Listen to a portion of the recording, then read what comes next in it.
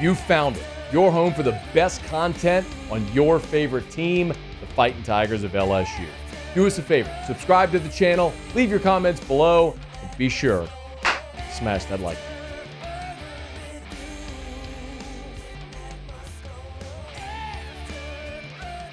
It'll be LSU and Alabama Saturday night in Tiger Stadium. There's no ambiguity here for me. I'm picking LSU to win this game. I've said it since the summer. I've said it since Nick Saban left Alabama. You do not get to lose the greatest coach ever and roughly 40 players off your roster. NFL draft, graduation, transfer portal. You don't get to lose all of that and not miss a beat. I was right. Regardless of the outcome on Saturday in Tiger Stadium, I was right. Nick Saban's the coach at Alabama. They ain't losing to Vanderbilt. Nick Saban's the coach at Alabama. They ain't committing 15 penalties at Tennessee and pissing away that game. Nick Saban's the coach at Alabama. You got signs around the building about tucking in your shirt and doing the little things right. That's the culture Nick Saban built there for 17 years. And the second he was gone, and in comes the substitute teacher. We've all been in that dynamic before at some point in life. Told you I had this conversation with my buddy Ryan Fowler in Tuscaloosa back at SEC Media Days.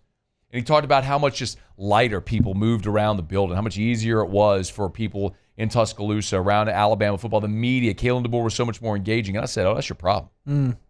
Because the reason that program is what it was because Nick Saban had that much attention to detail. This is a man who won the national championship and in the post-game press conference was pissed off because he was behind in recruiting because he had to play that game. Not even in the post-game, not even taking a moment to enjoy it. You don't recreate that in anyone ever. He is the greatest coach in the history of this game. Unmatched, not debatable. And he is not there.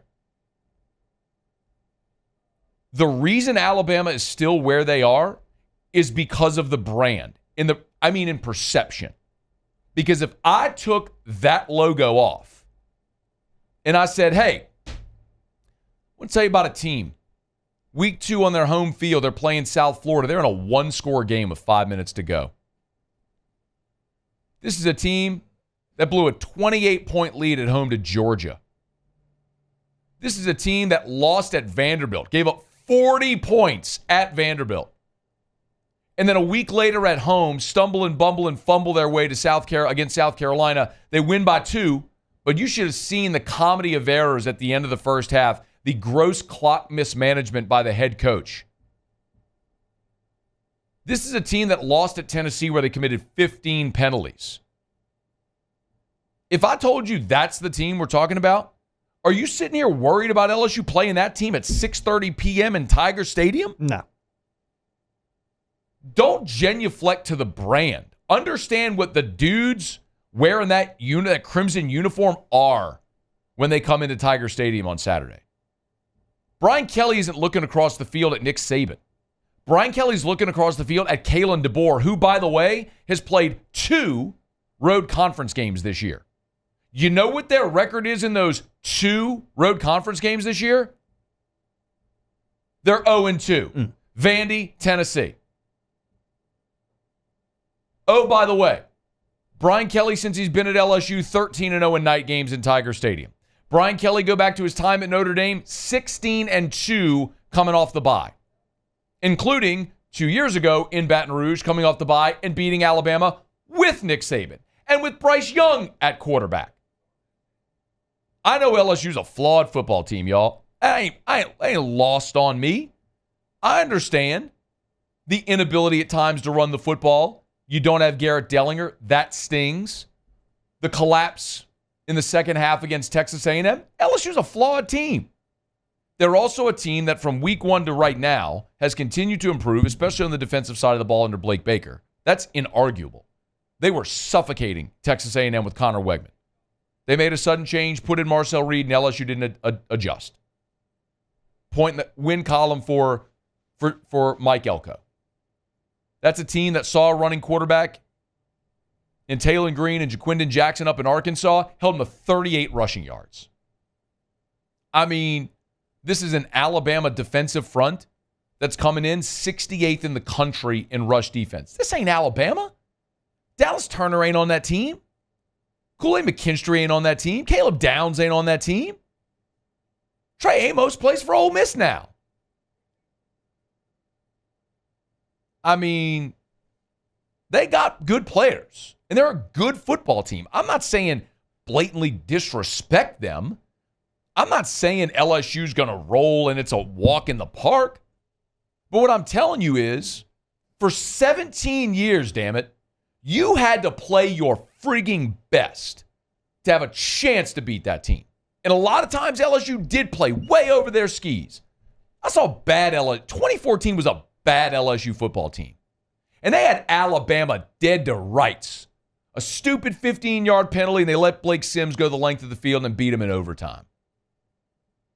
2012 Alabama was a great team, and LSU was struggling. And LSU had them beat until they yelled and play. Yeah, there were moments, but that's the point, man. That was the Nick Saban factor. Even when you had him, you didn't really feel like you had him because of him. The psychology of this is completely different. I get it. I just hope the 85 dudes wearing purple and gold in Tiger Stadium on Saturday night get it too.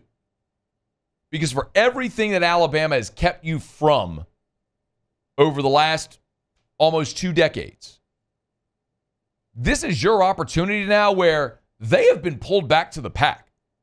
They ain't no different. Vanderbilt curb stomped them, controlled the line of scrimmage. Tennessee beat them when Nico Iamaleava must have missed 5 open touchdown passes in that game. You think Garrett Nussmeier and Kyron Lacey and Chris Hilton and Aaron Anderson and Xavion Thomas and Mason Taylor and Caden Durham? Mason Taylor! You think they're going to miss all them players? You think they're going to miss those open receivers? Nope. You think they're going to go struggle on Saturday night in Tiger Stadium with 102,000 people going bat bleep crazy? Nope. Because they know they got blood in the water and they got a chance to beat this team and go continue on your chance to win a national championship?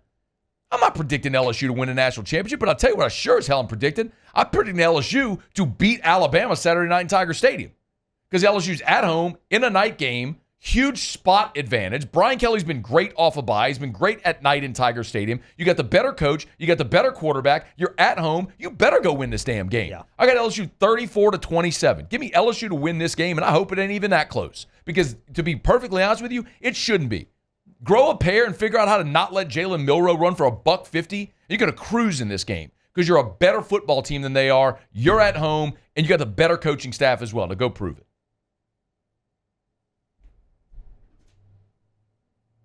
You got a score? No, but I like it when you pick the Tigers. Hey, thanks so much for watching. Please leave your comments. I love to interact. And be sure to hit the red subscribe button below.